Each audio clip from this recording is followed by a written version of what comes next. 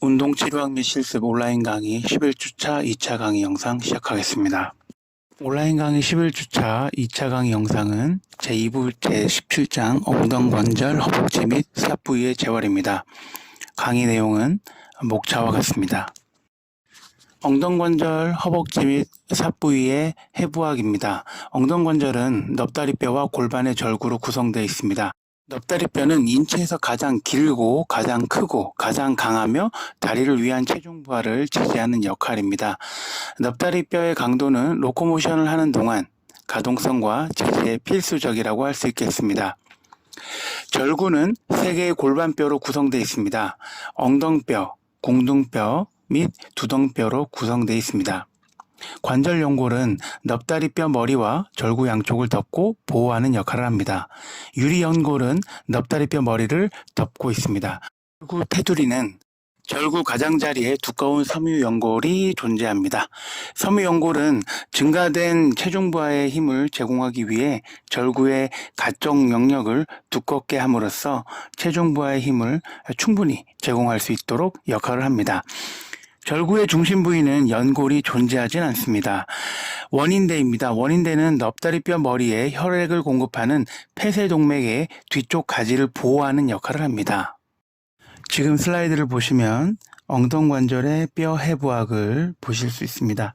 왼쪽 위에서부터 엉덩뼈, 절구, 넙다리뼈 머리, 큰 돌기, 넙다리뼈, 두덩뼈, 궁둥뼈, 작은 돌기로 구성되어 있고 가운데 그림은 절구입니다. 절구는 엉덩뼈, 공등뼈 및 두덩뼈로 구성된다고 하였습니다.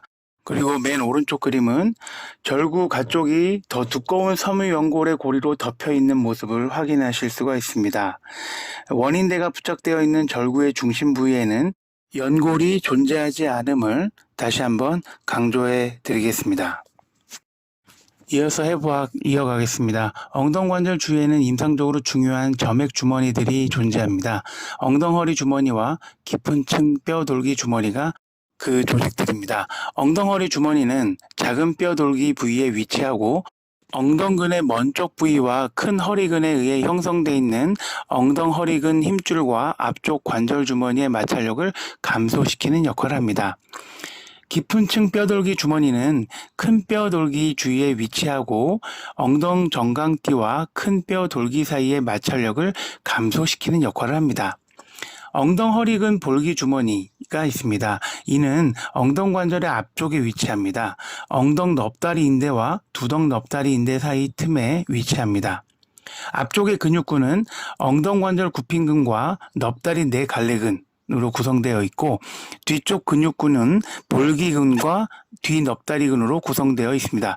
안쪽 근육군은 모음근으로 구성되어 있고 가쪽은 엉덩관절 벌림근으로 구성되어 있음을 확인하실 수가 있겠습니다. 현 슬라이드에서 보시면 왼쪽 상단에는 엉덩관절의 인대들을 볼 수 있겠습니다.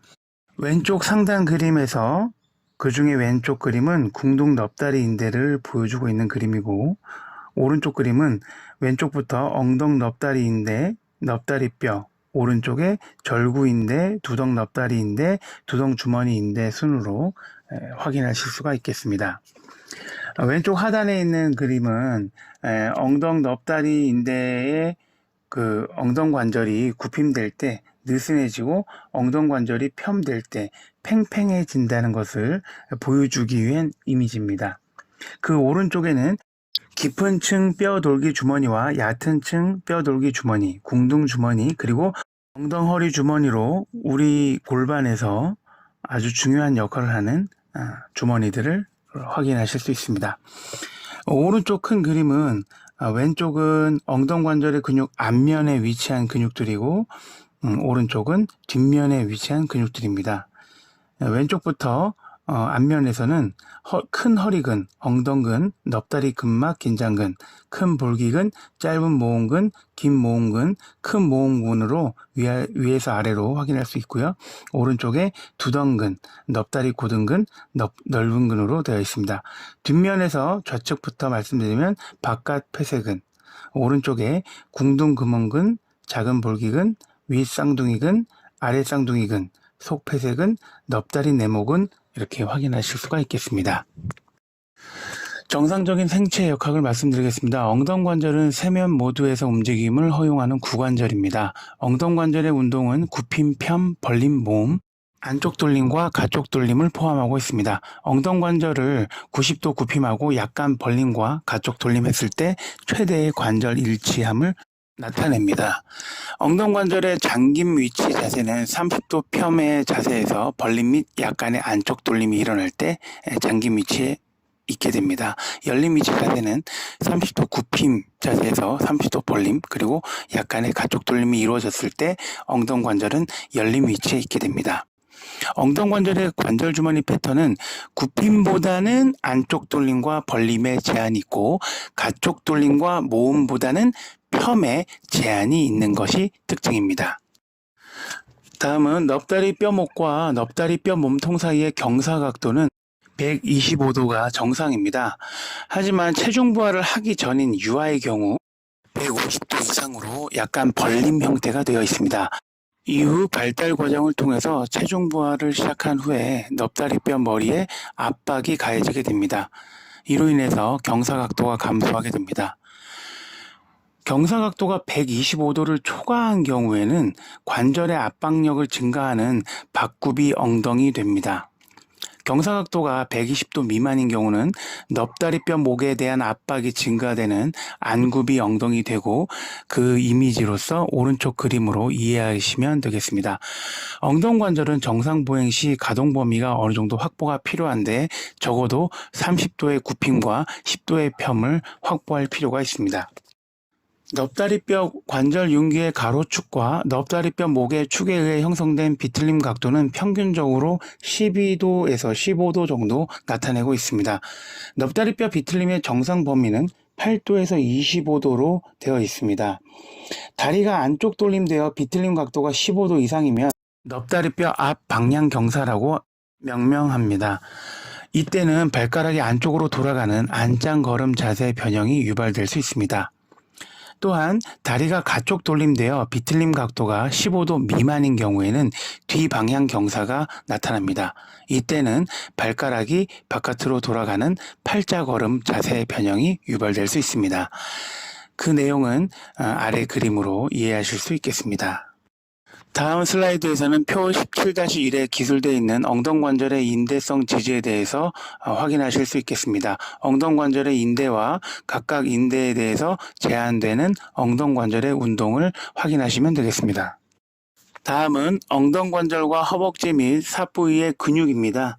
각 근육과 그 근육이 이는 것과 닿는 곳, 그 근육의 작용, 신경지배까지 확인하시면 되겠습니다. 이번 슬라이드도 앞전 슬라이드와 계속적으로 연결되어 있는 엉덩관절, 허벅지 및 삿부위의 근육입니다. 각각의 근육과 이는 곳, 닿는 곳, 그 근육의 작용, 그 근육의 신경지배에 대해서 꼭 확인하시길 바라겠습니다.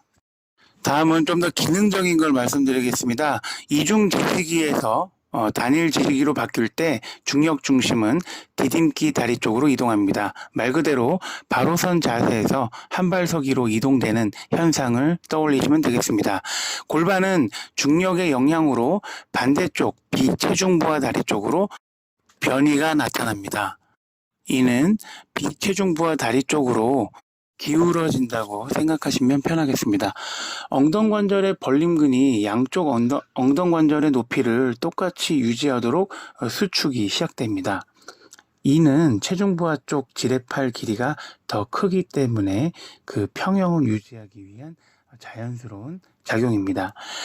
이때 엉덩관절 벌림근이 중력의 힘을 이겨낼 수 없는 그런 상황이 발생되면 그 보행 패턴을 트렌델렌버그 보행이라고 합니다. 비체중 부하 쪽의 엉덩관절이 하방으로 이동되고 골반은 비체중 부하 쪽으로 가쪽 돌림이 발생합니다. 약한 엉덩관절 벌림근의 보상작용이 발생하는 것입니다. 엉덩관절 돌림축 가까이로 중력 중심을 이동하기 위해 몸통을 체중 부하하는 다리 쪽으로 역굽힘, 라테럴 밴딩 동작이 보상되어 나타나는 것입니다. 트렌델렌버그 보행 평가는 특징적인 보행 패턴을 분석하고 엉덩관절 벌림근의 근력을 검사합니다. 특징적인 보행 패턴 분석이란 앞서 말씀드린 것처럼 엉덩관절 벌림근이 중력의 힘을 이겨낼 수 없는 보행 패턴을 확인하시는 것입니다. 약한 중간 볼기근의 원인으로서는 안구비 엉덩, 넙다리뼈 머리 분리증, 엉덩관절과 골반의 신경학적 기능장애 등으로 기인해서 나타날 수가 있습니다. 이번 슬라이드 그림을 보시면 한 다리 서기를 하는 동안 중력 중심이 서 있는 쪽 다리로 이동하는 이미지입니다. 중간 볼기근의 당김은 적절한 정렬로 골반을 유지하거나 반대쪽 골반을 떨어뜨리게 됩니다.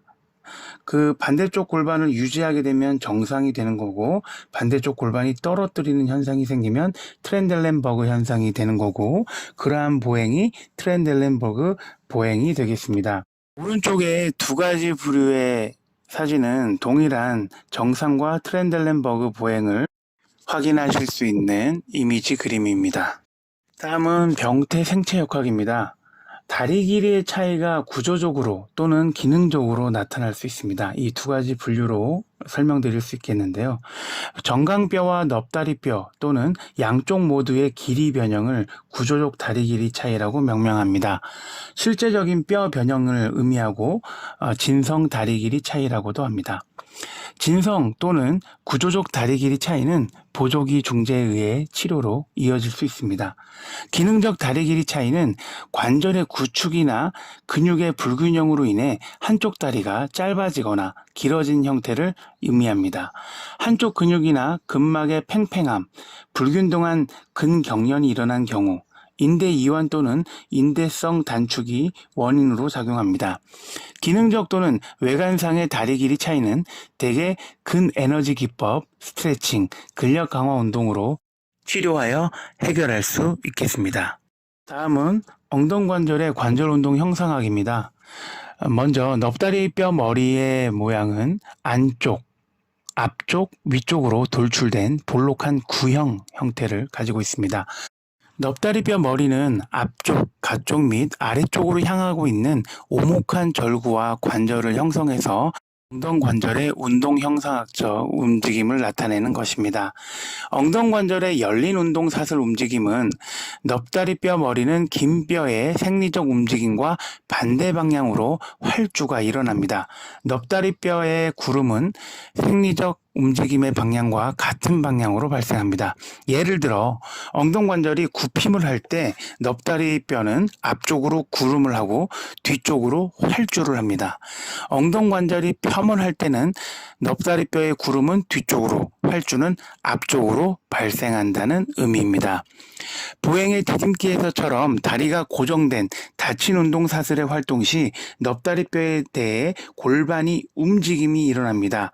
오목한 절구가 골반과 같은 방향으로 구름과 활주가 일어나는 것입니다. 예를 들어 골반의 앞쪽 경사는 넙다리뼈에 대한 절구의 앞쪽 구름과 앞쪽 활주가 발생한다는 의미입니다. 다음은 연관통 패턴입니다. 엉덩관절 통증이나 삿고랑 통증 또는 허벅지 통증을 가진 환자를 검사할 때 통증의 패턴을 이해하는 게 상당히 중요합니다. 통증에 영향을 주는 구조물은 허리뼈, 엉치 엉덩관절, 두덩뼈, 무릎 등이 있겠습니다. 허리뼈는 척추 사이 원반 탈출이나 신경뿌리 압박과 같이 엉덩관절 통증에 가장 많이 연관되어 있습니다. 특히 위쪽 허리뼈 L1에서 L3에 있을 때 가장 일반적으로 발생한다고 기억해 두시면 되겠습니다. 엉치 엉덩관절의 염증으로 엉덩관절 통증과 둔부의 통증을 유발할 수도 있겠습니다. 두덩뼈의 기능장애로 인해서도 나타날 수 있는데 넙다리 삼각 안쪽에 있는 삿고랑의 통증을 유발하게 됩니다. 아랫배에 좌상이 있었을 때도 삿고랑 통증이 유발될 수 있습니다. 무릎 넙다리 관절과 정강 넙다리 관절에서의 무릎 기능 장애가 발생할 때에도 엉덩관절의 통증에 영향을 줄 수 있겠습니다. 앞쪽의 통증이 연관통 패턴에 대한 손상입니다. 각 손상에 대한 특별한 운동이나 치료 프로토콜 제공으로 예방 관리가 필요하겠습니다. 엉덩관절 굽힘근의 스트레칭이나 뒤 넙다리근의 근력 강화 운동을 적용해서 연관통을 줄일 수도 있습니다. 치료적 운동 프로그램의 설계와 실행을 결정할 때 비슷한 기능 장애로 고생하는 대상자들도 본인만의 독특한 병리와 요소를 가지고 있다는 것을 반드시 확인하고 그 프로그램을 설계하고 실행해야 되겠습니다. 쏨노트 형식의 사용을 통해서 주관적, 객관적 단락에서 발견되는 문제점과 각 문제점에 대한 해결 목표 기반으로 재활 과정의 설계를 구체적이고 세분화하게 접근할수록 효과는 더 클 수 있겠습니다. 연관통 패턴은 결국 해부학적인 관점에서 엉덩관절의 손상, 허벅지 손상 및 삿부위 손상으로 분류할 수 있겠습니다. 자, 그럼 엉덩관절의 문제에 대해서 말씀드리겠습니다. 힙 포인터라고 합니다. 이는 골반의 엉덩뼈 능선 부위에 가해진 타박상을 의미합니다. 넓은 엉덩뼈 능선에 붙어 있는 많은 근육의 부착 지점에서 2차 문제가 발생할 수 있습니다. 치료사는 골절이나 지라의 손상과 같은 좋지 못한 외상의 결과 확인 및 추정이 반드시 필요합니다. 지라는 비장의 순우리말로 횡격막 아래에 위치해 있는 장기이고 일종의 림프절이라고 생각하시면 되겠습니다. 혈액의 필터 기능하고 면역 기능을 담당하고 노화된 적혈구나 혈소판을 포함한 여러 혈액 세포들을 어느 정도 제거하는 역할을 하기 때문에 그 장기가 손상되면 전체적으로 문제가 있겠고 엉덩관절에도 문제를 야기할 수 있다고 이해하시면 되겠습니다. 병인과 징후와 증상을 보면 힙포인터 이후 전형적인 소견이 나타납니다. 그 소견은 엉덩뼈 능선 부위에 통증이 있고 변색 및 부종 등이 발생할 수 있습니다. 통증은 엉덩관절과 몸통의 능동 가동 범위를 소실시키는 뚜렷한 움직임의 제한 요소들이 나타날 수 있습니다. 보행과 기능적 활동도 통증에 의해 제한될 수 있습니다. 이때 2차적인 근육 문제는 손상 조직의 통증, 근경련 및 근력 감소가 유발되게 되겠습니다. 엉덩관절의 문제를 치료하는 것은 통증과 염증의 감소에 초점을 둬야 됩니다. 그래서 냉치료와 전기치료와 같은 모달리티 그리고 항소염제 등의 사용을 통해서 염증을 감소하고 가동범위 운동을 촉진하기 위해 피아스테로이드 주사를 적용하는 방법들을 치료 방법으로 씁니다. 운동치료 프로그램으로서는 통증 없는 가동범위 운동과 근력 강화 운동에 초점을 둬야 됩니다. 손상 쪽으로부터 멀어지는 몸통의 옆 굽힘과 엉덩관절 굽힘의 가동 범위에도 초점을 두고 적용해야 되겠습니다. 손상된 관절을 능동 가동 범위로 움직일 시 통증이 없으면 대상자의 손상된 근육을 위한 근력 강화 운동이 가능하겠습니다. 근력 강화 운동은 볼기근과 엉덩관절 굽힘근 및 몸통 근육에 초점을 두고 적용하는 것이 엉덩관절 문제를 해결할 수 있는 치료적 운동 프로그램으로 적용될 수 있겠습니다. 다음은 궁둥구멍근 증후군입니다. 궁둥구멍근에서 통증 유발점의 유무와 관계없이 발생하는 근경련의 현상입니다. 궁둥구멍근의 근경련은 굽힘된 엉덩관절로 장시간 단축되어 있었을 때, 예를 들면 장시간 자동차 운전을 하는 경우 가장 흔하게 발생됩니다. 궁둥구멍근의 기능장애와 통증은 반복된 움직임 또는 궁둥구멍근 자체 손상이 원인이 될 수 있겠습니다. 인간의 90%는 궁둥신경이 궁둥구멍근 밑으로 통과합니다. 그래서 궁둥신경통의 원인인 과긴장과 부종 발생이 적은 편입니다. 하지만 인간의 10%는 궁둥신경이 궁둥구멍근을 통과하는 형태로 골반의 구조가 형성되는 사람이 있다고 합니다. 이런 사람들은 궁둥구멍근의 두터움이라든지 여러 가지 변화에 의해서 신경이 자극되고 이로 인한 궁둥신경통이 발생할 수 있겠습니다. 궁둥구멍근 기능은 엉치 엉덩관절의 골반의 불안정에 대한 안정화에 기여하는 기능을 합니다. 궁둥구멍근의 경련과 통증이 일어나면 허리뼈의 병리가 일어나고 안정화가 유지되었던 엉치 엉덩관절의 병리 현상이 일어나게 되고 그리고 엉덩관절의 병리와도 직접적인 연관이 있겠습니다. 그 병인 징후와 증상을 보면 궁둥구멍근의 통증과 경련이 발생하면 대상자는 어떤 자세를 취해도 편안해지지 않습니다. 수동으로 안쪽 돌림을 해도 통증이 유발될 수 있습니다. 근육 힘살 부종 증가 시 궁둥신경 자극이 더해지면서 뒤 넙다리근이나 다리 뒤로 쭉 연관통이 이어서 발생될 수 있습니다. 허리신경의 방사통과 감별할 수 있는 근거가 되고요. 연관통 패턴이 무릎을 지나서까지 전달되지 않음을 반드시 기억하고 감별해야 되겠습니다. 허리뼈 기능장애나 직접적인 외상도 궁둥신경통을 유발할 수도 있겠습니다. 궁둥구멍근 증후군의 치료는 궁둥신경통이 없고 궁둥구멍근 증후군만 있는 경우 치료 예후가 아주 좋은 편입니다. 궁둥구멍근과 볼기 근육의 스트레칭을 통해 쉽게 호전할 수 있습니다. 심부열 모달리티, 연속 초음파나 심부투혈 치료를 통해서 연부 조직의 신장성을 증가해 유용하게 치료를 할 수가 있겠습니다. 활동 이후나 아급성 궁둥구멍근 증후군에서는 장기간의 냉 마사지 치료도 효과를 볼 수 있겠습니다. 15분에서 20분 정도 적용하면 되겠습니다. 급성 궁둥구멍근 증후군의 경우 트렌델렌버그 보행과 문제 악화에 영향을 줄 수 있는 중간볼기근의 약증 검사를 실시합니다. 중간볼기근의 약증이 검사된 경우 엉덩관절 벌림근에 대한 저항 운동을 통해서 강화를 시도합니다. 스팀보트나 어라운드 월드 운동으로 알려진 한다리 서기도 도움이 되겠습니다. 동측 다리 서기에서의 엉덩관절 운동과 같은 닫힌 사슬 운동을 실시하면 역시나 도움이 되겠습니다. 만성적으로 궁둥구멍근 기능장애가 해결되지 않는 경우에는 주사요법이 필요하겠습니다. 다음은 뼈돌기 주머니염입니다. 뼈돌기 주머니는 큰 볼기근과 큰 뼈돌기 사이에 위치하고 있습니다. 엉덩이 부위에서 가장 흔하게 자극되는 점액 주머니라고 알고 계시면 되겠습니다. 주머니염에 대한 손상 기전은 외상성 또는 과사형으로 분류할 수 있겠습니다. 그 병인 징후와 증상은 가장 흔한 원인으로서 엉덩정강띠의 팽팽함, 잘못된 훈련, 부적절한 신발, 다리 자세 이상, 그리고 정상 보행 역학의 변화 등을 들 수 있겠습니다. 뼈돌기 주머니염의 징후와 증상은 원인과 무관하게 동일하게 나타납니다. 큰 뼈돌기 부위와 엉덩이 가쪽의 통증을 호소하고 만졌을 때 증상이 악화됩니다.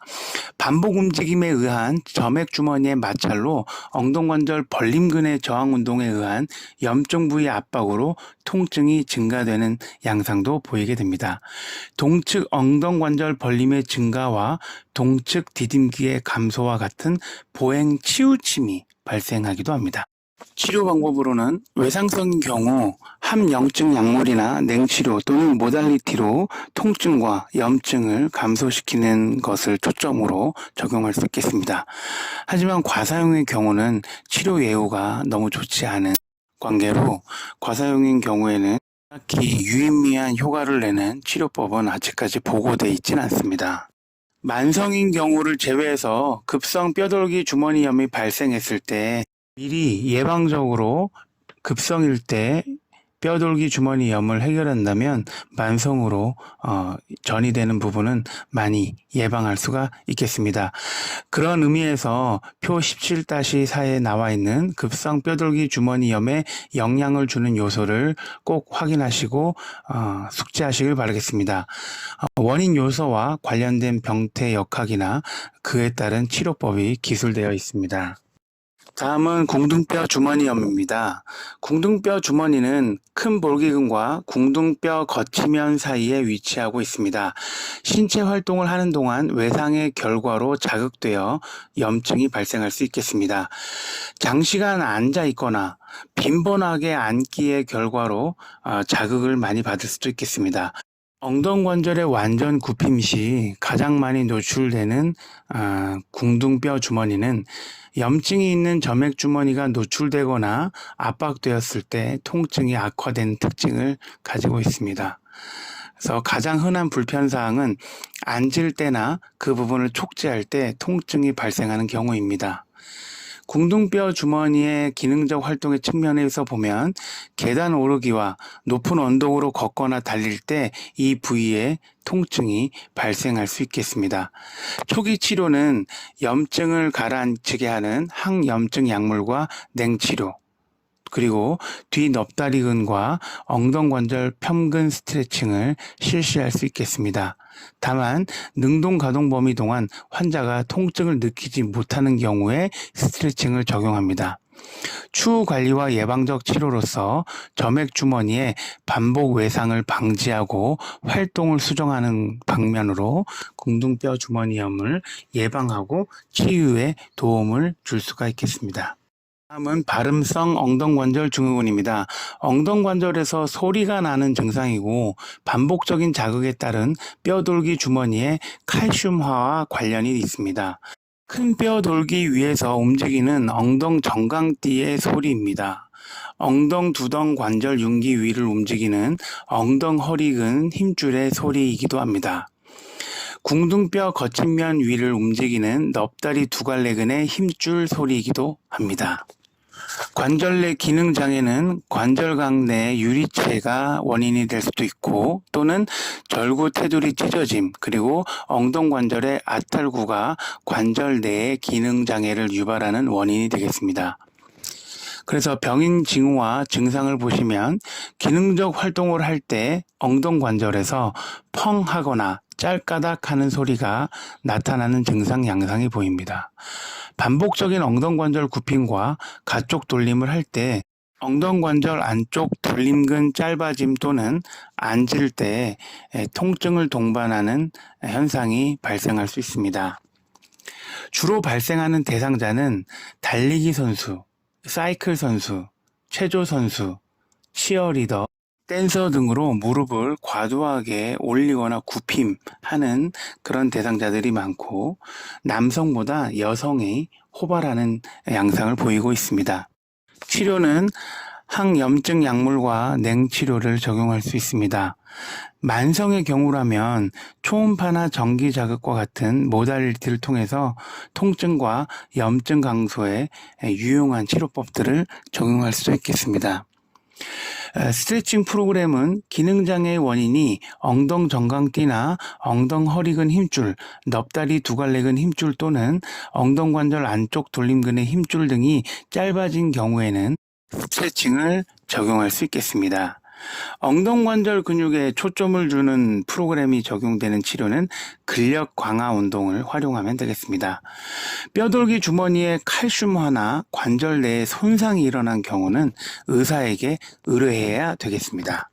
엉덩 정강띠 증후군입니다. 엉덩 정강띠는 넙다리 근막 긴장근, 엉덩뼈 능선, 무릎 가쪽 부분과 연결되는 긴 결합 조직입니다. 골반에 보조 고정자 작용을 하고 골반 약증으로 인한 긴장에 쉽게 노출됩니다. 장시간 달리기를 하거나 골반 이동과 불안정은 엉덩 정강띠의 팽팽함과 통증을 초래하는 결과를 가져옵니다.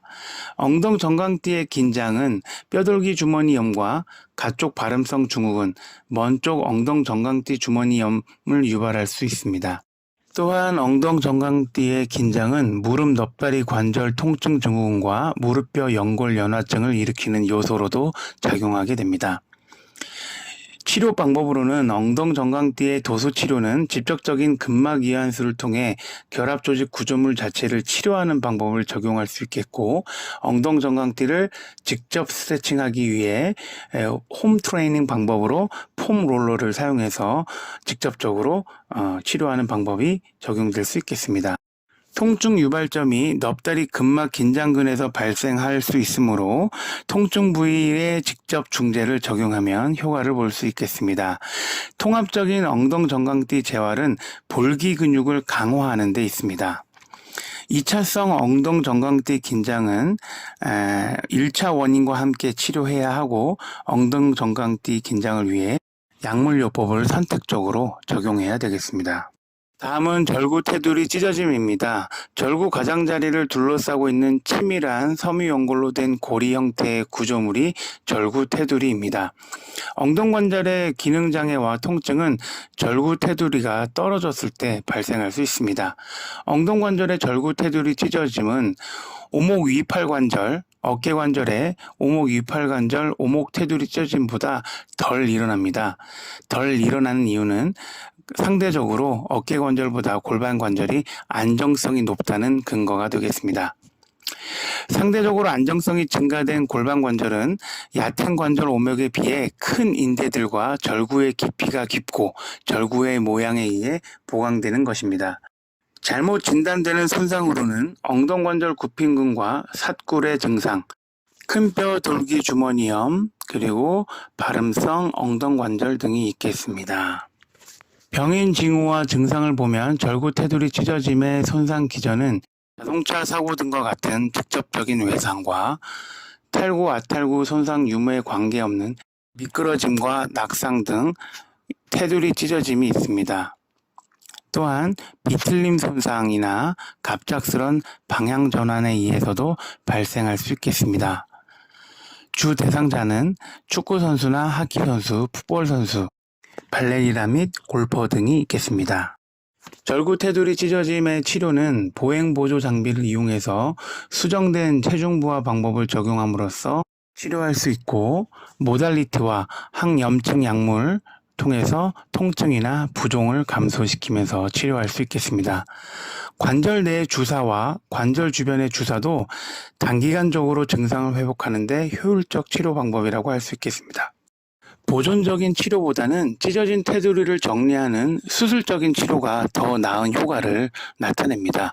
관절경 테두리 절제술 이후 활동으로 완전하게 복귀하는 성공률은 83% 이상으로 보고되고 있습니다. 보존적 재활은 관절의 안정성을 증가시키는 근력 강화 훈련과 고유 수용성 훈련에 초점을 두고 적용해야 됩니다.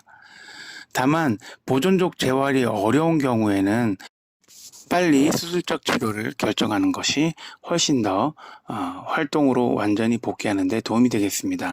수술 이후의 재활을 보면 능동 가동 범위 운동 시 통증이 없으면 재활은 바로 시작할 수 있겠습니다. 수술 후 1주경에 가벼운 열린 운동 사슬의 근력 강화 운동을 시작으로 가동 범위 운동 시 통증이 발생하지 않으면 3주경 스트레칭 기법을 시작할 수 있겠고, 4주경 다친 운동 사슬의 근력 강화 운동을 할 수 있겠습니다. 5주 이상 지났을 때 기능, 활동 복귀, 그리고 특정 스포츠나 활동을 위한 운동으로 진전할 수도 있겠습니다. 일반적으로 절구 테두리 찢어짐의 수술 후에는 활동 복귀까지 6주에서 8주 정도 소요되는 것이 적당한 기간입니다. 엉덩관절의 탈구와 아탈구입니다. 엉덩관절의 뒤쪽 탈구는 탈구의 약 90%를 차지할 만큼 가장 흔한 편입니다. 나머지 10%의 탈구는 앞쪽이나 아래쪽으로 발생합니다. 탈구 손상의 가장 흔한 기전은 발을 지면에 붙이고 무릎 관절을 굽힘한 상태에서 엉덩관절의 강한 굽힘, 모음 및 안쪽 돌림 시에 발생할 수 있습니다. 뼈 운동 형상학적 움직임을 보면 넙다리 뼈 머리를 뒤쪽과 아래쪽으로 활주시켜 뒤쪽 탈구를 초래하는 형상입니다. 엉덩관절 탈구는 매우 응급한 상황입니다. 엉덩관절 탈구의 합병증이 일어나는 것은 궁둥신경 압박이나 골절 및 넙다리뼈 머리의 무혈성 괴사 등으로 이어질 수 있겠습니다. 검사는 먼 쪽 맥박과 감각을 체크합니다. 궁둥신경 압박을 배제하기 위해 발과 발목의 먼 쪽 감각과 근력을 체크합니다. 궁둥신경에 손상이 있으면 감각과 근력 둘 다 감소되는 양상을 보일 것이며, 이는 감별 진단의 기준이 되겠습니다. 가쪽 넙다리 휘도리 동맥이 탈구로 인해 손상되면 무혈성 괴사가 발생할 수 있습니다. 넙다리뼈 머리로 가는 영양분이 있는 혈류의 감소로 인한 뼈의 괴사가 초래되는 것입니다. 무혈성 괴사는 탈구 이후 6개월 내에 발생할 수 있습니다. 넙다리뼈 무혈성 괴사의 결과는 일반적으로 전체 관절 대치술을 했을 때 호발하게 됩니다. 엉덩관절의 탈구 및 아탈구의 치료는 총 3단계로 진행되고 첫 번째 단계는 1주에서 3주 정도 소요되는 기간을 잡습니다. 이때는 엉덩관절의 보호와 고정하는 것이 상당히 중요합니다. 고정 단계 동안 환자는 환측다리의 비체중 부하 상태를 유지하고 관절 안정성이 환자의 예후를 결정하는 데 아주 중요한 역할을 한다는 걸 명심해야 되겠습니다. 비체중 부하 기간 동안 다른 쪽 다리의 관절과 근육을 내성 범위 내에서 지속적으로 운동을 실시하는 것이 중요하겠습니다. 치료 2단계로 들어가면 기간은 3주에서 8주 정도로 둡니다. 엉덩관절 볼기 부위 및 허벅지 등의 근력과 가동 범위를 증가시키는 단계가 되겠습니다. 모든 운동면에서 이루어지는 엉덩관절과 허벅지의 등척성 운동을 시작합니다. 엉덩관절의 능동가동 범위 운동과 점진적인 보행 훈련도 시작할 수 있습니다. 손상 후 6주가 경과되면 보조 장비 없이 완전한 체중 부하를 할 수 있는 목표를 두고 진행할 수 있겠습니다. 뒤쪽 탈구 증상에서 엉덩관절 굽힘 90도 이상 수행 동안 안쪽 돌림과 모음을 할 때 관절의 불안정성이 최고조에 달할 수 있습니다. 그렇기 때문에 말씀드린 동작은 주의를 해야 되겠습니다. 가동 범위를 회복하는 데 있어 고정용 자전거가 안전하고 효율적인 방법이지만 몸을 뒤로 기울이고 타는 자전거, 리컴벤트 바이크 같은 것은 엉덩관절을 과도하게 굽힘할 수 있기 때문에 배제를 해야 됩니다. 손상 후 6주가 경과되면 모든 운동면에서 엉덩관절과 허벅지를 위한 열린 운동 사슬의 저항 운동을 시작할 수 있고 6주에서 8주경 사이에는 치료사의 도수저항 운동과 함께 고유수용성 신경근 촉진법 운동이 시작될 수 있겠습니다. 정상 보행을 해야 하고 엉덩관절과 허벅지의 근력이 총 5등급에서 4등급 수준 정도 돼야 되고 활동 시에 통증이 없어야 합니다. 엉덩관절의 탈구, 아탈구를 해결하는 치료의 마지막 3단계입니다. 8주에서 12주 사이로 기간을 두고 이때는 근력 강화, 가동 범위, 스트레칭 및 기능 운동으로 진전하는 단계를 거칩니다. 손상 후 12주경이 경과되면 다친 운동 사슬 상태의 근력 강화 운동과 고유수용성 훈련이 시작할 수 있겠습니다. 16주 이상이 되면 재활과정 마지막 단계로 경과되는 걸 의미하고 지속적인 근력 강화 운동과 함께 플라이오메트릭 운동을 수행할 수 있겠습니다. 엉덩관절 탈구 이후 완전한 활동으로의 복귀에 걸리는 시간은 일반적으로 6개월에서 12개월 정도 소요된다고 보고된 바 있습니다. 엉덩관절 탈구 이후 성공의 결과는 넙다리뼈 머리의 무혈성 괴사를 방지하는 것이 아주 중요하겠습니다. 엉덩관절 탈구에 대한 최종 예후는 무혈성 괴사의 시작 가능성 때문에 손상 후 6개월에서 24개월 동안 모니터링 후 판단할 수 있겠고 외상성 탈구로 인해 무혈성 괴사의 발병률은 성인에서 6 내지 40%, 아동에서 약 20% 정도의 발병률이 보고되고 있습니다. MRI와 방사선 촬영상의 무혈성 괴사의 초기 징후로는 넙다리뼈 머리가 영상 진단학 영상에서 평평하게 보일 때 초기 징후라고 판독할 수 있겠습니다. 무혈성 괴사는 과도한 코티코스테로이드 사용이라든지 알코올의 남용 또는 전신성 질환과 관련돼서 나타날 수 있습니다. 이뿐만이 아니라 무혈성 괴사의 원인이 되는 엉덩관절의 탈구와 아탈구를 반드시 예방해야 무혈성 괴사와 같은 예후가 좋지 않은 질병으로 이완되지 않겠습니다. 다음은 넙다리 절구 충돌 증후군입니다. 넙다리뼈 머리 절구의 비정상적인 형태로 인해서 엉덩관절이 움직일 때 마찰이 발생하는 질환입니다. 관절 연골 손상이나 절구 테두리 손상을 나타낼 수 있습니다. 넙다리 절구 충돌 증후군을 악화시키는 움직임은 강력한 엉덩관절과 몸통에 돌림이 있었을 때 나타날 수 있겠습니다. 충돌은 넙다리 옆면 충돌과 절구 테두리 또는 둘 다의 복합 충돌의 결과로 발생할 수 있겠습니다. 넙다리 옆면 충돌 증후군은 넙다리뼈 머리에서 일어나는 병변입니다. 엉덩관절의 과도한 굽힘과 안쪽 돌림이 절구 찢어짐을 유발하여 통증을 발생하는 것입니다. 절구 테두리 충돌 증후군은 과도한 절구의 뼈 성장이 있을 때 발생할 수 있습니다. 절구의 새로운 뼈가 반복적으로 넙다리뼈 목을 자극하여 발병할 수 있습니다. 이때 테두리의 찝힘 또한 발생할 수 있겠습니다.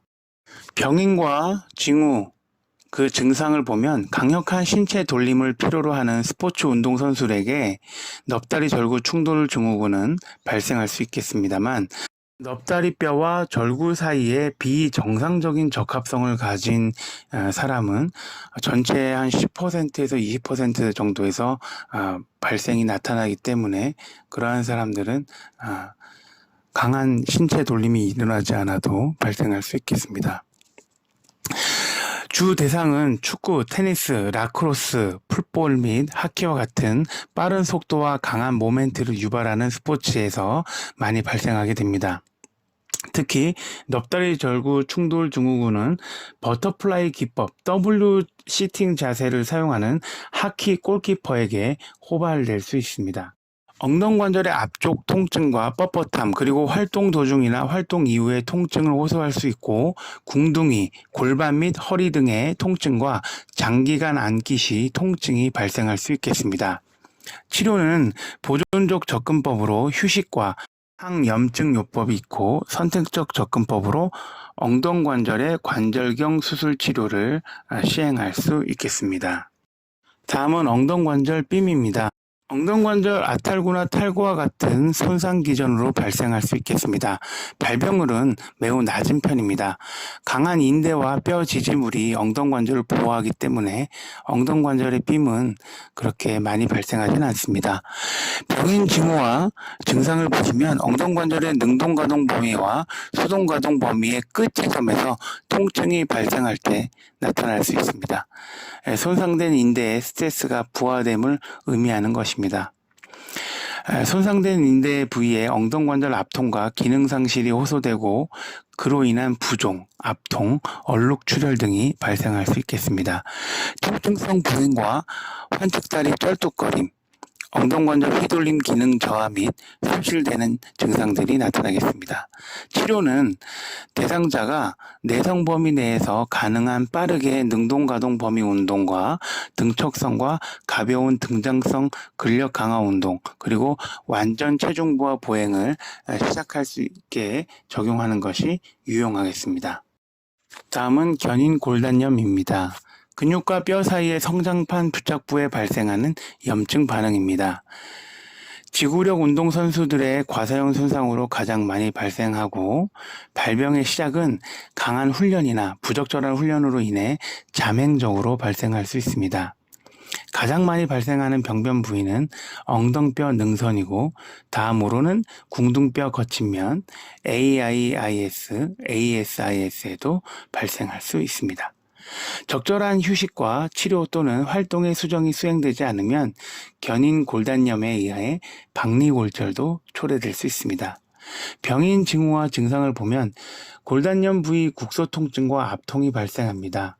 손상된 근조직이 수축할 때 근력 감소와 엉덩관절 기능의 감소가 발생하게 됩니다. 감별 진단으로 방사선 촬영은 필수적으로 촬영되어야 되겠습니다. 치료는 휴식을 포함한 훈련 패턴의 수정, 조직 회복을 위해 4-6주간 지속된 패턴의 수정이 필요하고, 냉치료와 항염증 약물 요법을 통해 통증과 염증을 감소시킵니다. 재활은 내성 범위 내에서 감당할 수 있는 수준에서 진전될 수 있고, 힙 포인터 환자의 재활 과정과 유사하게 적용할 수 있겠습니다. 외상성 넙다리뼈 골절입니다. 허벅지 뼈에 가해지는 직접적인 외상에 의해 주로 발생하며 신체 활동이 많은 젊은 사람 발병률은 적습니다. 그렇지만 넙다리뼈 골절은 뼈 엉성증 때문에 대개 노인들에게 주로 발생합니다. 엉덩관절과 무릎관절을 쭉 펴고 착지하거나 몸쪽 넙다리뼈를 비트는 힘과 같은 간접적인 힘에 의해도 발생할 수 있겠습니다. 넙다리뼈에서 가장 흔하게 발생하는 골절 부위는 넙다리뼈 목입니다. 가장 작은 직경과 주로 기둥뼈로 구성되어 있는 특징에 의해서 넙다리뼈 목은 가장 흔하게 발생하는 넙다리뼈의 골절 부위가 되겠습니다. 무혈성 괴사의 높은 위험도를 가지고 있습니다. 넙다리뼈 골절은 거의 대부분 골절 부위를 고정하기 위해 개방정복 내부 고정을 필요로 합니다. 개방정복 내부 고정은 뼈 강도 증가를 위해 뼈 안에 삽입하는 핀, 플래트, 스크루 또는 로드 등으로 구성되어 있습니다. 치료는 손상된 다리의 재활은 수술과 단기간의 고정을 적용하고 그 이후부터 시작할 수 있겠습니다. 즉각적인 등척성 운동은 과도한 근위축을 방지하는 데 도움을 줄 수 있겠습니다. 보행 훈련은 2주 때부터 시작하고 내성 범위 안에서 점차 진전하는 형태로 점차적으로 수준을 올립니다. 골절 부위의 적절한 고정은 수복 이후 유지를 시키고 엉덩관절의 능동거동 범위 운동은 수술 후 6주에서 8주경 실행하고 8주경에 가벼운 저항 운동을 시작할 수 있겠습니다. 자전거 타기나 수중 치료와 같은 비체중 부하의 지구력 활동도 다리의 근력과 함께 지구력과 심폐 피트니스를 향상시킴으로 인해서 도움이 되겠습니다. 수중 재활은 넙다리뼈 골절의 효과적인 치료로 알려져 있고 엉덩관절과 허벅지 근육의 스트레칭은 엉덩관절의 올림 움직임만 제외한 형태로 수술 후에 8주경 정도 경과된 시기에 시작할 수 있겠습니다. 이어서 10주에서 12주 정도 되면 열린 운동 사슬 상태의 점진적인 등장성 저항 운동이 적용될 수 있겠습니다. 12주경에 경과되면 닫힌 운동 사슬 상태의 저항 운동이 적용됩니다. 양쪽 다리 근력이 동등하고 허벅지에 통증이 없는 조건하 운동으로는 플라이오메트릭 운동, 닫힌 운동 사슬 상태의 가쪽 운동, 기능 활동으로 진전할 수 있는 부분을 고려해 봐야 되겠습니다. 아동 환자의 치료의 경우에는 성장판 손상의 위험 때문에 운동 진전은 다소 감속하고 조율되는 경향으로 운동 계획을 실시해야 되겠습니다. 노인 환자의 치료는 폐렴과 같은 2차 합병증을 예방하기 위해 초기 단계 때부터 시작해서 근력 강화나 관절 가동 범위뿐만 아니라 심폐 피트니스도 신경 써야 되겠습니다. 노인 대상 조기에 닫힌 운동 사슬 운동을 실시하게 되면 점진적인 체중 부하 운동과 넙다리뼈에 붙어있는 근육의 능동 수축으로 뼈 밀도를 향상시킬 수 있는 계기가 되겠습니다. 다음은 넙다리뼈 목 스트레스 골절입니다. 스트레스 골절은 어떤 부위에도 마찬가지로 과도하고 반복적인 체중 부하 활동을 할 때 또는 부하가 적용될 때 발생할 수 있습니다. 이런 현상이 넙다리뼈 목에 가해지는 경우입니다.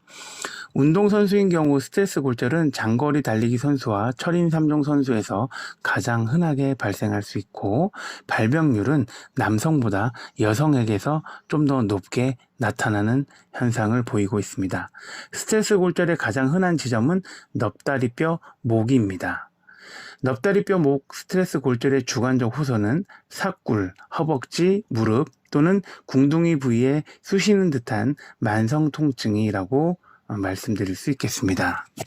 통증은 활동을 할 때 증가되고 그 활동을 중단해도 몇 시간 동안 지속되는 경우도 있습니다. 일반적으로 비체중 부하 형태의 휴식이 통증을 완화시킨다고 보고되고 있습니다. 반복적인 외상이 있으면 통증이 지속될 수 있고 심지어 장기간의 휴식을 취해도 통증이 사라지지 않는 경우도 있습니다. 엉덩관절 굽힘 자세에서 안쪽 돌림의 능동 가동 범위가 감소될 것입니다. 통증성 보행이 나타나고 양성의 트렌들렌버그 징후가 나타날 수 있겠습니다. 넙다리뼈 목은 넙다리뼈 중에서 스트레스 골절이 가장 많이 발생하는 지점이고 남성보다 여성에게 호발함을 반드시 다시 한번 숙지하시기 바라겠습니다. 급성 스트레스 골절은 방사선 검사로 골절점을 판독하기는 어렵습니다.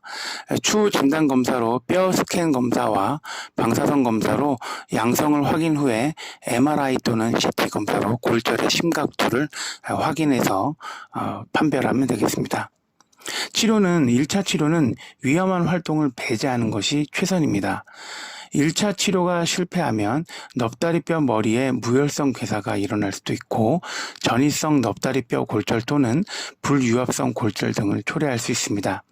훈련의 패턴, 훈련의 지면, 보행 생체 역학 및 신발 선택과 연령 등에 대한 조사가 필요하겠습니다.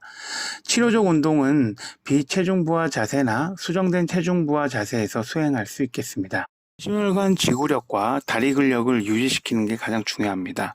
고정형 자전거를 이용할 수도 있고 연립운동 사슬 상태의 근력 강화 운동으로서 비슷한 효과를 낼 수도 있겠습니다. 수중 운동은 매우 유용하게 쓰이는 치료법으로 알려져 있습니다. 물의 깊이를 조절함으로써 환측 다리가 감당해내고 대응할 수 있는 부하를 점진적으로 적용하면서 효과를 볼 수 있습니다. 활동으로 복귀하는 것은 뼈의 치유와 리모델링이 완전히 이루어진 후에 허용되는 것이고 시간은 약 12개월 정도 소요되는 것으로 알고 계시면 되겠습니다. 다음은 궁둥신경통입니다. 궁둥신경이 압박되어 발현되는 증상입니다.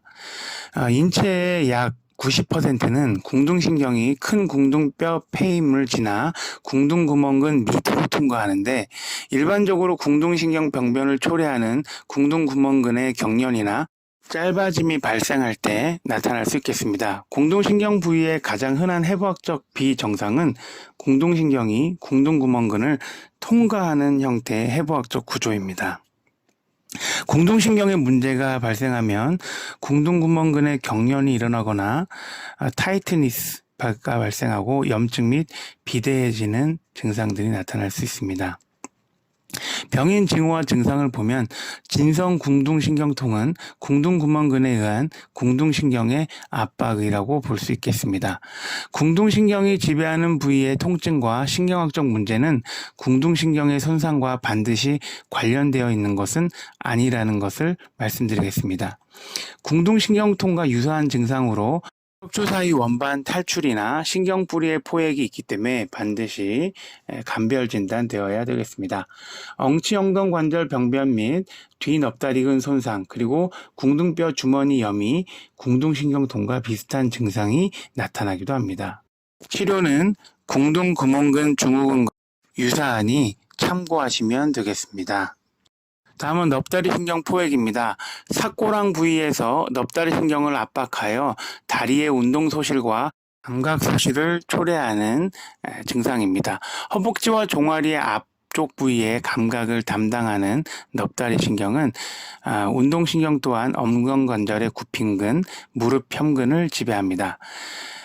넙다리 신경 병리의 원인은 직접적인 외상이나 염증에 의한 장기간의 압박 또는 헤르니아나 종양 등에 의한 압박 등에 나타날 수 있습니다. 가장 흔하게 발생하는 넙다리 신경 포획으로는 삿 헤르니아, 허리근 종양, 엉덩허리 주머니염, 림프종 또는 골반 종양 등입니다. 가쪽 엉덩 동맥과 넙다리 동맥의 출혈이나 동맥류가 넙다리 신경의 포획을 유발하기도 합니다. 증상은 허벅지 안쪽 부위의 통증이나 종아리 안쪽 부위의 통증이 나타날 수 있겠습니다. 대상자는 무릎 협근의 약화로 인한 무릎의 불안정성이 발생되고 계단을 오르내릴 때나 다리 감각의 검사, 운동 검사 및 무릎 힘줄 반사 검사 등이 중요한 포인트가 되겠습니다. 근전도나 신경전도 속도와 같은 검사를 통해 신경기능장애 평가를 실시하고 치료로는 가동 범위와 근력의 유지를 하는 운동을 철저하게 시행해야 됩니다. 근력 강화 운동은 도수근력 검사의 소견에 근거하여 등척성 운동과 등장성 운동으로 실시하고 코티코스테로이드 주사요법이나 경구용 약물의 사용이 포획된 신경병리에 도움이 되기도 합니다. 다음은 허벅지 질환 중에 엉덩관절 굽힘근 긴장 증후군입니다. 엉덩허리근은 주요 엉덩관절의 굽힘근이고 넙다리 고등근과 넙다리 빗근과 같은 다른 근육에 의해 보조 및 엉덩관절의 약한 가쪽 돌림근으로 역할을 합니다. 이 근육이 짧아지면 엉덩뼈를 앞쪽과 아래쪽으로 당기게 됩니다. 허리 엉치 각도와 허리뼈의 앞구분증이 증가되는 것입니다. 달리기를 하는 동안 몸통이 과도하게 앞쪽으로 숙여지는 그런 현상을 떠올려 보십시오. 이때 뒤쪽 고리 근육인 뒤넙다리 근육과 볼기 근육, 척추세운근들이 충분히 강하지 않음을 의미합니다. 또한 달리기 동안 뒤넙다리근과 등 근육의 스트레스가 증가됨을 의미합니다. 반대로 너무 똑바른 자세가 이루어지면 골반에 과장된 앞뒤 경사가 있거나 착지할 때 볼기 근육과 배 근육의 근력이 약해서 골반을 적절하게 조절하지 못한 그런 것들을 유추해 볼 수 있겠습니다. 과도한 앞쪽 경사는 허리뼈와 엉치 엉덩 관절을 통과하는 지면 충격력의 증가를 야기하고 무릎을 안쪽 돌림하는 힘을 증가시킵니다. 발목에 가해지는 엎침의 힘 또한 증가되겠습니다. 병인 징후와 증상을 보면 과도하고 만성적인 엉덩허리근의 짧아짐에 의해 발생할 수 있습니다. 엉덩관절의 앞쪽 허리뼈와 엉덩관절 그리고 볼기 부위나 궁둥뼈 거친면 부위의 통증을 호소하게 됩니다. 달리기, 차기 및 스트레칭 할 때 통증이 증가되고 경련과 통증 유발점 압통이 엉덩허리근에서 발생할 수 있습니다. 치료는 엉덩관절 굽힌근의 타이트니스 증후군을 해결하는 방법 2가지를 적용합니다. 첫 번째로 엉덩허리근 경련은 통증 유발점 이완 기법을 포함한 도수 치료로 해결하고 다음 단계로 엉치 엉덩관절의 기능 장애를 교정하는 순서로 치료를 적용하면 되겠습니다. 다음은 엉덩관절 굽힌근의 좌상입니다. 주요 3가지 엉덩관절 굽힌근은 엉덩허리근, 넙다리 고등근과 넙다리 빗근이 있습니다. 엉덩관절 굽힌근 활동 시 엉덩관절과 무릎관절을 위쪽으로 움직임을 발생할 수 있습니다.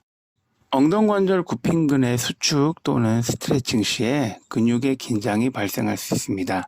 긴장이나 수축이 너무 반복되거나 많은 힘이 발생된다면 엉덩관절 굽힌근의 섬유가 찝기는 현상이 발생할 수 있습니다.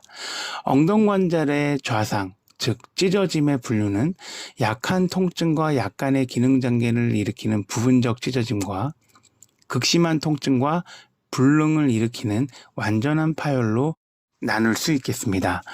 병인 징후와 증상을 보시면 주로 갑작스러운 근수축의 결과로 발생할 수 있습니다. 축구선수나 풋볼의 키커, 펀터 등의 폭발적인 가속 동작 때문에 근육의 좌상이 유발됩니다. 손상 시에는 갑자기 발생하는 극심한 통증과 엉덩관절의 앞쪽이나 삭고랑 부위에서 당기는 듯한 감각이 발생합니다. 1도 좌상은 통증은 약하고 활동은 지속한 가능한 정도이고 2도와 3도의 좌상은 심한 통증과 근경련과 약증, 활동에 제한이 나타나는 정도의 수준입니다. 2도와 3도의 좌상은 병적 보행, 다리 절뚝거림과 같은 병적 보행이 나타나는 수준입니다. 치료는 재활 초기 단계에 휴식과 통증이 발생하지 않는 활동을 수정하는 단계로 시작합니다. 냉치료와 초음파 및 전기 자극을 이용해서 통증을 완화하는 치료법을 적용할 수도 있겠습니다. 점진적으로 엉덩관절 굽힌근 운동을 시작합니다. 다음으로 유연성 운동을 시작하고 유연성 운동과 근력 강화 운동을 수행하면서 점진적으로 운동 수준을 증가시킵니다. 치유 속도가 느리거나 회복이 길어지거나 재발의 위험이 증가되는 만성적 증상은 예후가 좋지 않기 때문에 재활 초기 단계와 예방 단계가 중요하겠습니다. 1도 좌상의 환자는 1주 내지 3주 안에 회복할 수 있지만 심한 경우 회복까지는 4주에서 8주 또는 그 이상도 소요될 수 있겠습니다. 만성적으로 전환되지 않도록 급성적으로 발생했을 때 휴식과 통증이 발생하지 않는 활동 수정과 여러 가지 통증 완화 기법을 통해서 근육을 관리하고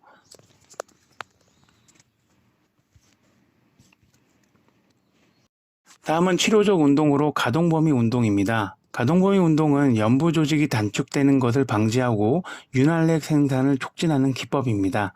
느리고 통제된 방법으로 수행되어야 하고 손상된 조직에 과도한 스트레스를 주지 않으면서 통증이 없는 범위에서 실시하므로 통증 발현 대상자에게 적합한 운동이라고 할 수 있겠습니다.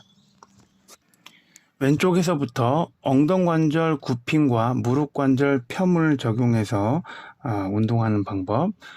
아래로 무릎관절 굽힘, 오른쪽 위에 엉덩관절 벌림, 아래에 엉덩관절 모음으로 가동범위 운동을 실시할 수 있겠습니다.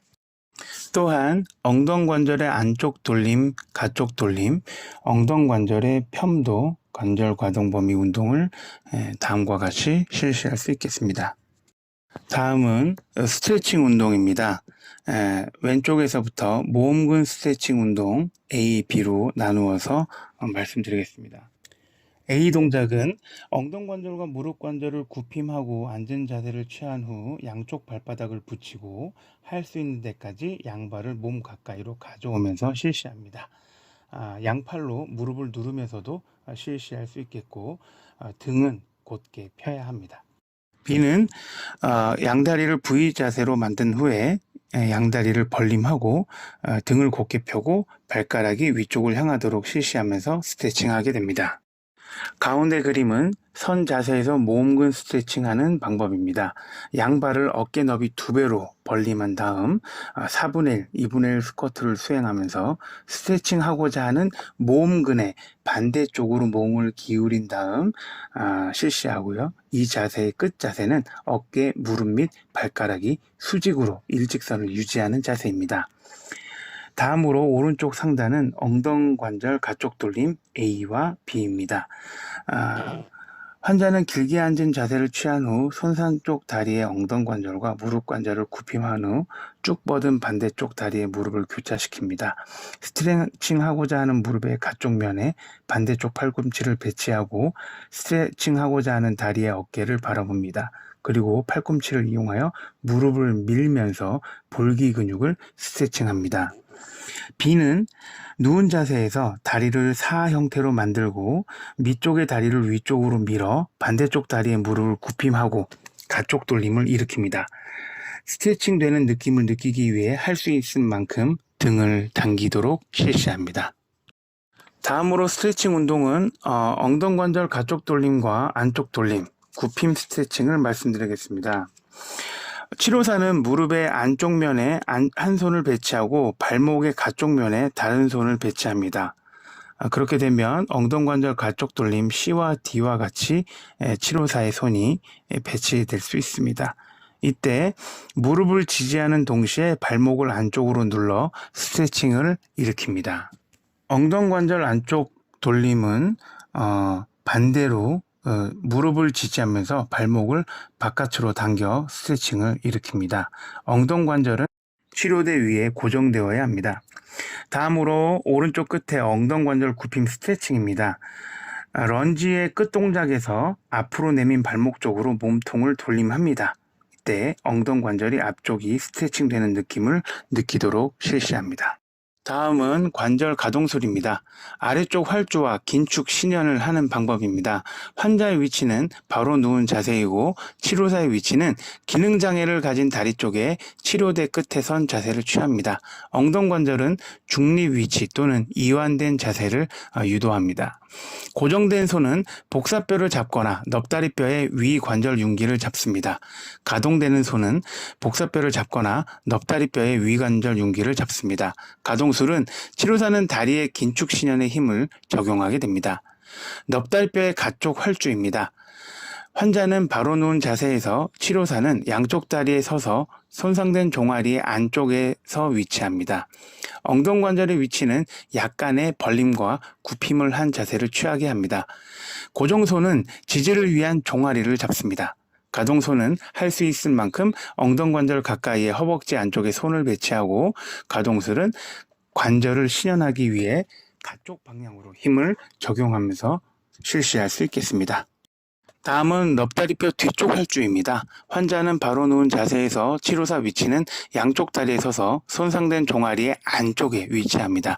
엉덩관절은 약간의 굽힘을 취하고 고정손은 지지를 위한 종아리를 잡습니다. 가동손은 할 수 있는 만큼 엉덩관절 가까이 허벅지 앞쪽에 손을 배치합니다. 가동술은 관절을 신연하기 위해 뒤쪽 방향으로 힘을 적용합니다. 다음은 넙다리뼈의 앞쪽 활주입니다.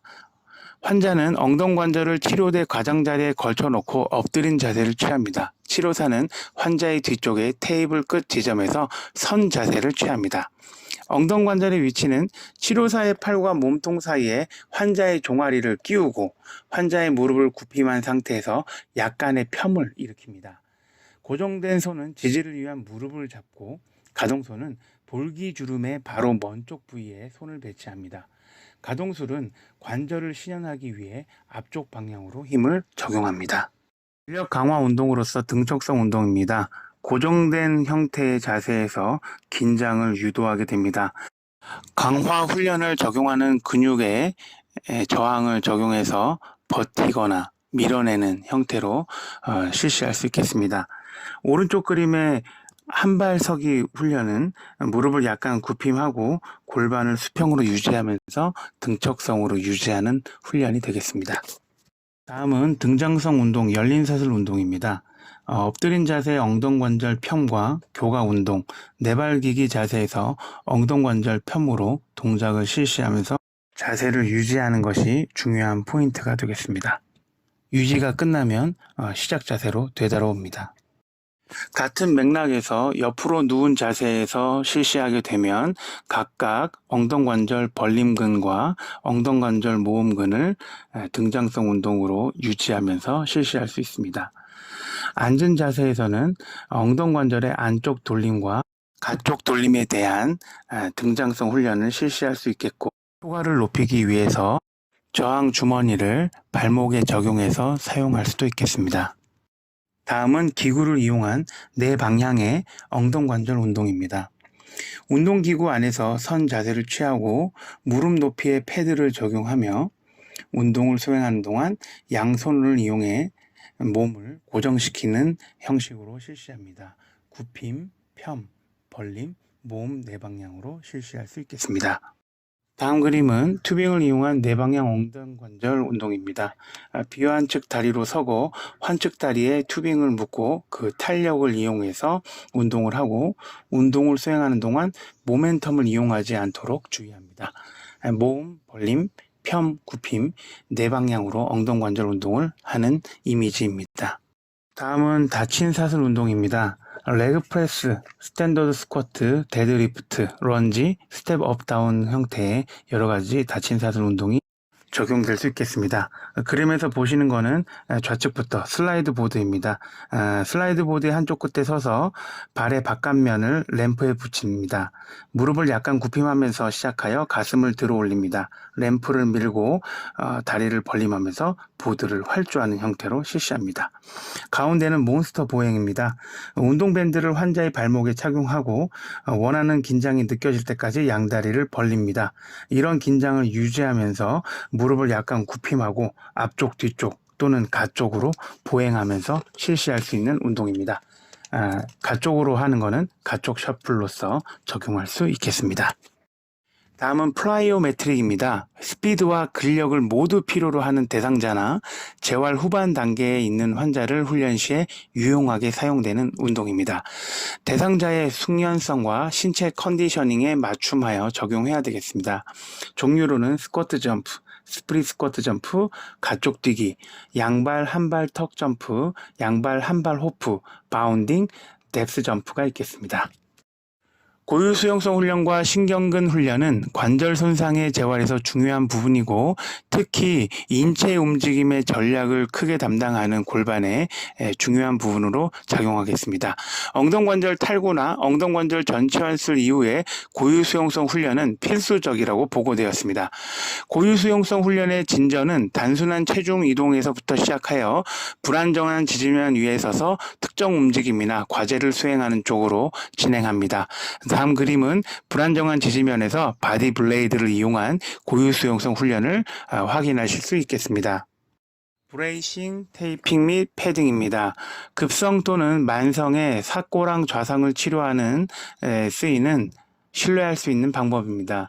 과도한 엉덩관절 벌림의 가동 범위를 방지하기 위해 모음근에 압박 렉을 적용할 수 있고, 힙스피카는 사꼬랑 부위보다는 엉덩관절 굽힌근을 치료하는데 더 용이하다는 보고가 있습니다. 과도한 엉덩관절 펴을 방지하기 위해 랩 당김 방향을 안쪽에서 앞쪽으로 변화시킴으로써 단순하게 적용할 수 있습니다.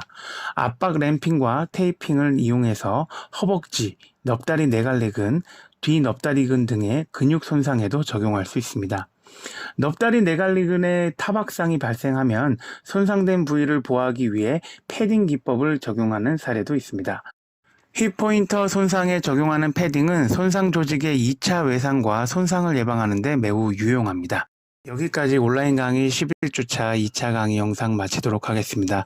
여러분들 강의 듣느라 너무나 고생 많으셨습니다.